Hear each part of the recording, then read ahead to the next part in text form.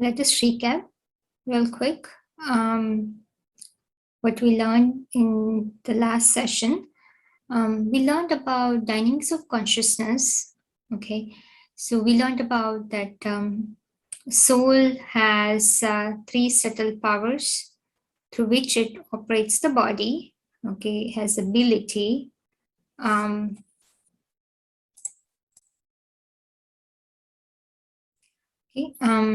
Intrinsic abilities, which are mind, intellect, and sanskars. So, and we also said mind is part of the soul, mind is not different, okay, separate than the soul. We also talked about that. That's why it says manareva atma. Mind is part of the soul. So, and it experiences, right? Soul becomes its own enemy, soul becomes its own friend. So, only by performing good and bad action and experiencing that the fruit of the actions will in form of happiness or sorrow. So, who is experiencing it? Right? We say papatma, punyatma.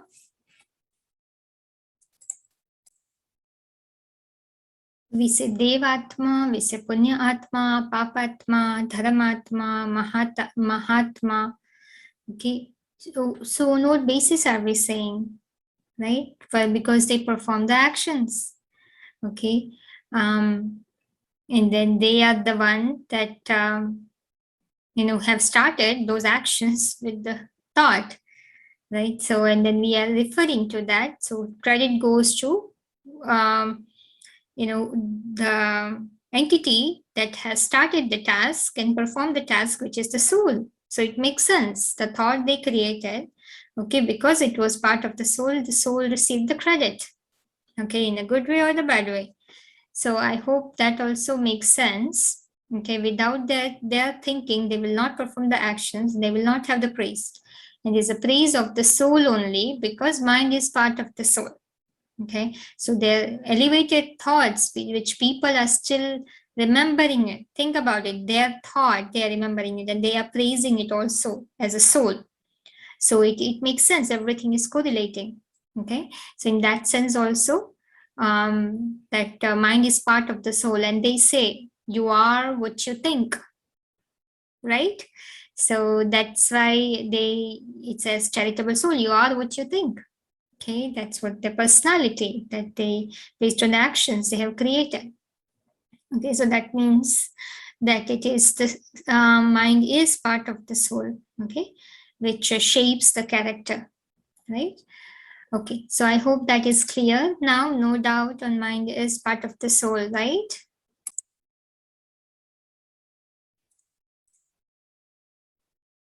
Okay, so let's look at the functions of the mind. Again, we have covered it, will not go in depth.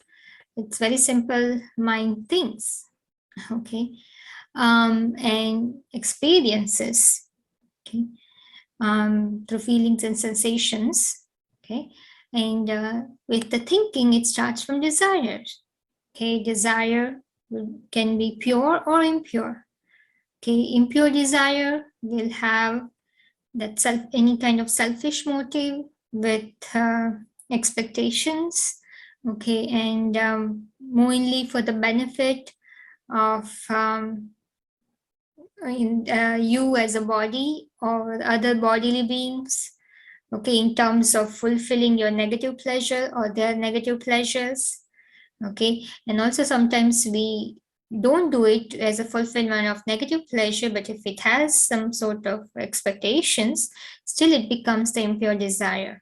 Okay, pure desire in contrast will have no selfish motive, no expectation of any sort of return. Okay, it is all about the feeling of giving. Okay, and also it has that vision of soul consciousness, and the desire is based on not emotion but based on spiritual knowledge. Okay, we say like that, oh, using your third eye. Okay, you will get the information not through the sight, the two eyes that you see. We are not going to retrieve the information just based on two eyes, but the third eye we will use. to get that information, to compare that information with that third eye based on our spiritual knowledge, and then we created a desire. Okay. Okay, so the role of the intellect, we also looked at the functions of the intellect. Intellect, it works like a filter. That is the third eye we are talking about. Okay, using the third eye of intellect, the spiritual knowledge. Okay, it is also the faculty of wisdom. Okay, it analyzes, it discerns right from wrong. We learned that mechanism as well. I'm going to kind of revise it as well. Okay, it acts like a filter, right, in processing, filtering all the thoughts. So you can see it's not that that filter, will not have that any reduction in the quality, depending on what kind of thoughts you are sending it to the intellect. Based on that, okay, the quality of the intellect changes. Okay, so that means if you're thinking a lot of pure thoughts, the intellect will be more powerful, sharp. You can easily able to do so many things with full concentration, and your decisions will be perfect. But if you cloud the intellect with so many based and negative thoughts, the intellect will be overburdened because of lot of negative and unnecessary energy. The intellect actually becomes tired with so much overload, and as far as the negative energy, and on top of that, intellect doesn't have that spiritual knowledge to filter them, cannot able to make a decision, neither discern. So we just stay in that confusion mood. Okay. So that's why the intellect will not work. And there is another reason as well, I will bring into your attention in a minute. So thought is sent to intellect, it processes it, depending on type of thought, intellect either will make a right or wrong decision. Okay, it will make judgment, and it will also create visualization. Okay, so intellect's job is also create visualization, imagination. It works like a king. Okay, it works like a king. Right. I hope it is clear. Now let's come to the sanskar faculty. So sanskars are basically is a record of all the impressions, right? This is what we learned last time. It stores the experiences, habits, belief, talents, accounts of sins and charity from this birth and the previous births. Okay, so you can see it's all the recordings of your experiences in them. Okay, some sanskars when we talk about sanskars in a detail, we will learn about it. If it's all the experiences, why don't I remember all the things that happen in my life? We'll talk about that later. But basically, whatever the actions it is performed, okay, it leaves you can say some sort of mark on the soul. Okay, again, depending on also the attachment of being a bhogi state, we say. If you are performing action, being very bhogi, as far as having that attachment to the action and with a selfish motive in experiencing the negative pleasure, well, the ripple effect will be that powerful. That impression will be deeper, much more deeper than something that you really even care about doing it. Then you will hardly be able to remember something. Okay, something that you have done with lot of attachment, and something that you felt you did with so much like some trusting someone, you have given the money, you have really have sacrificed so many things, and at that when you don't receive the return, or you have some bad adverse effect of the decision that you chose and action performed, okay, for someone that you were attached to, well, it will have a lot deeper impression, and with someone that you really were not attached to, and you didn't really lose something big. Okay, you hardly cared about anything, so that will have much you can say the shallow impression. The other one is deep impression. We'll talk about that later. Right now, just remember, sanskars are the record of the impressions of your actions that you perform. So let's look at the meaning of word sanskars. So sanskars, see, is made up of not just one impression, okay, of an action. For example, if I am, I have I have been organized. Okay, I have organized my home, let's say. So that skill of organizing, being organized, that is not called my habit yet, or you can say my deeper impression. Okay, or it has not been sanskar yet. But if I every time when I see something not clean, and I, over and over and over, anything which is not clean, I put together, I organize everything, in the same way. If I do it over and over and over, then it becomes my habit. Okay, I just keep doing it. Okay, and then that habit is nothing but impression of that multiple times that I did. It formed a habit. Okay, and then it becomes my nature. Okay, in everything that, not just cleaning the house, if I see my kitchen very dirty, I will clean it and keep everything organized. Okay, so it has become my nature. All right, eventually then it will, everything that I'll be doing, in my personality, in my words, basically I will adapt that virtue of cleanliness. That becomes my personality, you see. So, and that basically at that point, I should say I have some scars, okay, of the cleanliness or being organized within me. So that impression, that if I'm doing it for throughout my life, it is very deep impression. I'm going to carry that into the next birth. Okay, so now you understood, right? So sanskars are not just we're talking about the one impression. It's basically it is the effect of, basically, sorry, it is the combination of the impressions, okay, that we have created by performing multiple actions. That is called the samskars. Okay, we'll watch a video. Actually, I just thought of this one video, and we're going to watch it and then we'll move forward. Okay, and also sanskars have a lot of impact on the mind. So anything that have created impression in you, it is going to come to the mind more often. Okay, so it has the impact on the mind, actually. In whatever has happened of the action, basically, let's say if I I will be more thinking about, like keeping, okay, this is what I have to do when I go home, because being organized has become my nature. So I'm always trying to align things. Okay, what I have to do, this I have to do, that I have to do, then I have to do this, and my mind is always influenced by that actions. Okay, and then whatever the task I'm doing, I'm always focusing on thinking about, okay, this is this way, this is this way, this is this way.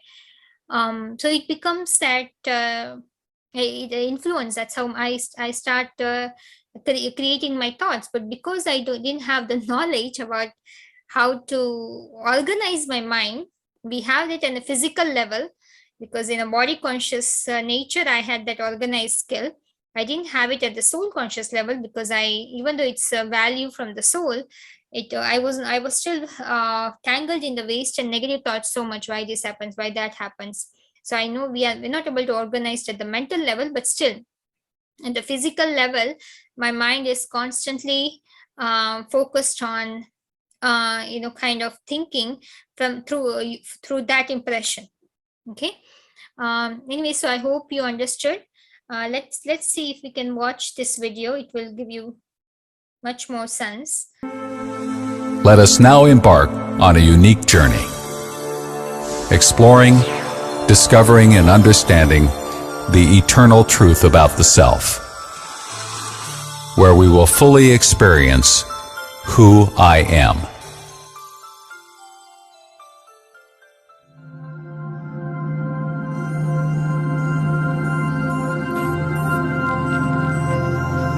This is not what I am. This is who I am. I am a soul, an infinitesimal, indivisible, and indestructible subtle point of sentient divine light, a metaphysical entity.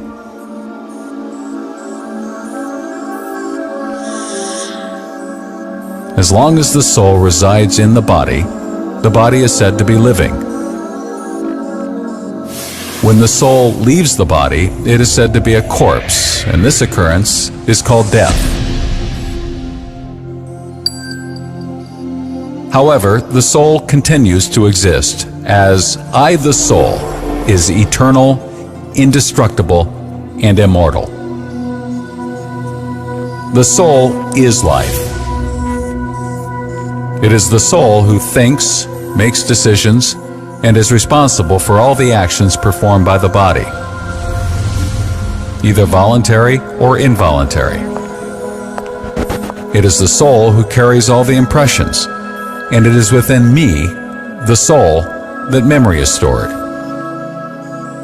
Yes, I am a soul, and a soul is what I am. I, the soul, am the master of the body. Not your soul or my soul, because you are the sentient being known as the soul. And the body is simply your means of expression and conveyance in the physical world. I, the soul, am infinitesimally small in size. I am indivisible. No weapon can wound me. I can neither be burnt by fire nor be blown away by wind. Nor will the soul get wet. No physical material can block the movements of the soul. I, the soul, am immortal, and my existence is eternal. I reside within the brain, behind the center of the forehead. Seated in this location, I, the soul, manage every organ of the body through the brain. Within me, the tiny infinitesimal point of light, limitless processes take place.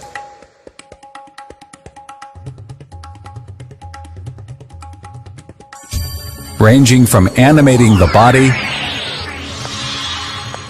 to actively shaping the destiny of my own life.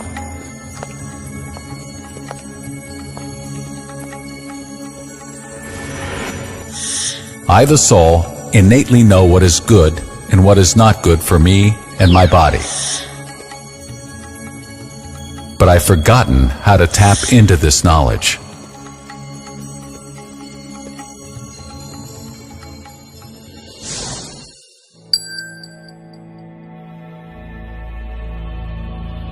When the soul is in the body, it functions by manifesting 3 different faculties simultaneously.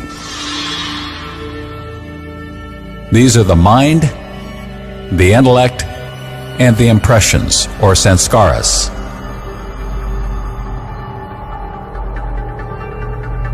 I create thoughts based on my past experiences, influences, memories, and what I've learned from others.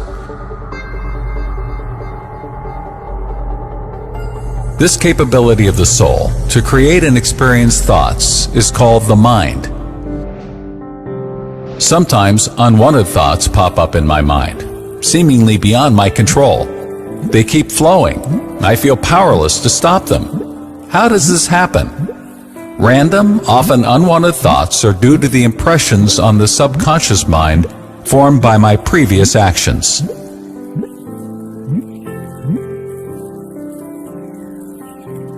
Thoughts that arise in my mind can be good or bad, useful or wasteful, positive or negative. A thought can also be an idea. Usually thoughts direct me to do something.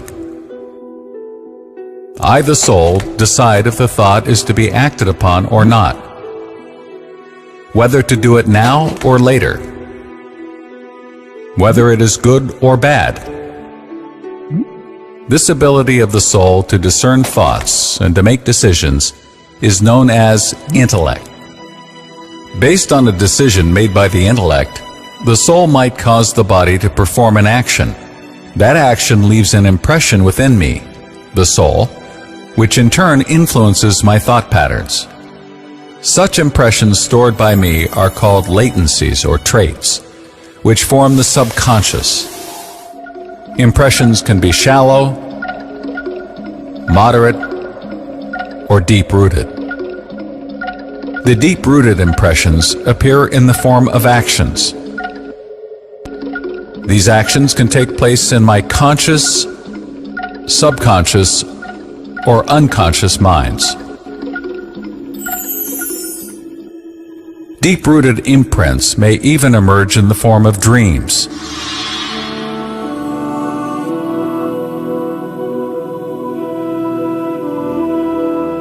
Dreams are a result of deep impressions left by the actions performed by a person over a period of time.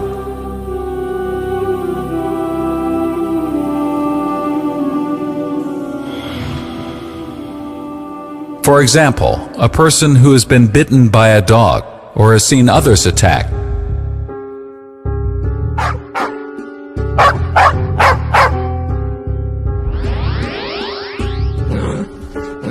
becomes frightened when seeing a dog. Similarly, a person who has seen others drowning or himself has had a bad experience with water can be very afraid of it. Phobias develop. Deep-rooted impressions that are very powerful and forceful.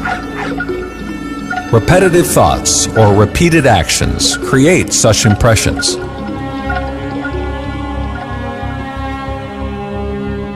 A person who has developed negative impressions or allowed negative impressions to take root not only does harm to himself, but becomes a medium to spread negativity in society and the world.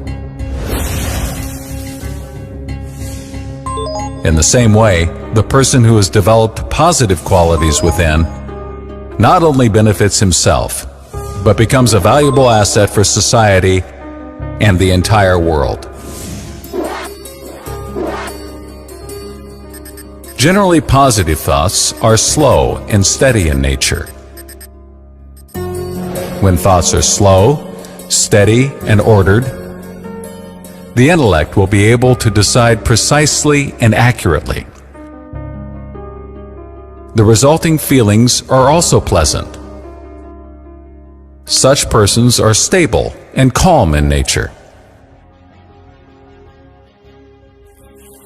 On the contrary, negative thoughts are usually erratic, scattered, rapid, and crowded. They lead to negative emotions and feelings such as anxiety, confusion, insecurity, and fear. Sometimes it happens that many thoughts arise quickly and simultaneously in the mind.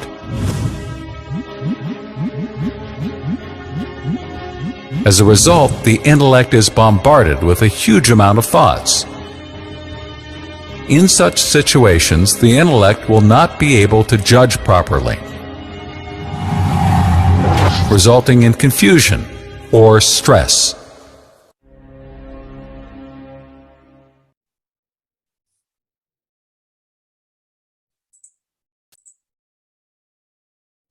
Okay, I hope you understood it clearly. How the mind, intellect, and sanskars, okay, they work. There is so much there to know. I know you must have a lot of questions. We'll continue this in the next session